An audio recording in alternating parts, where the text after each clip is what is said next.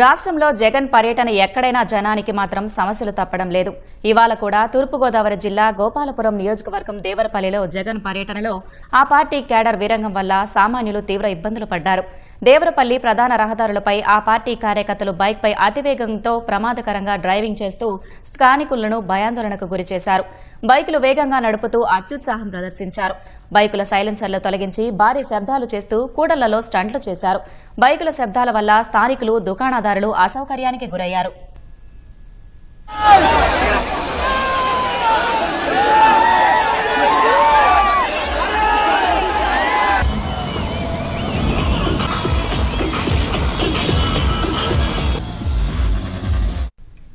Devarapalli bus stand వద్ద YCP శ్రేణుల బల ప్రదర్శన వాహనదారులకు తిప్పలు తెచ్చిపెట్టింది. రోడ్డుపై అడ్డంగా వైసీపీ శ్రేణుల బల ప్రదర్శన కారణంగా ట్రాఫిక్ స్తంభించింది. సుమారు 2 గంటలుగా వాహనాలు రావడానికి వెళ్లడానికి మార్గం లేక దేవరపల్లి బస్టాండ్లో ప్రయాణికుల పడిగాపులు కాశారు.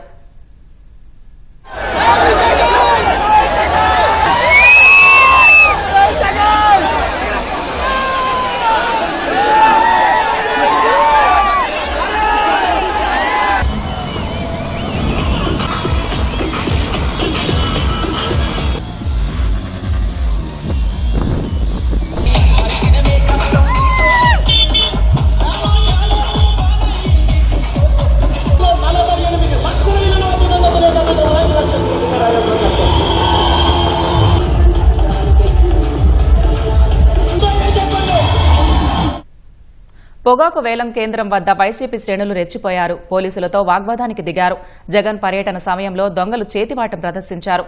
ఓ వ్యక్తి నుంచి 4.5 గ్రాముల బంగారు గొలుసు దొంగిలించారు.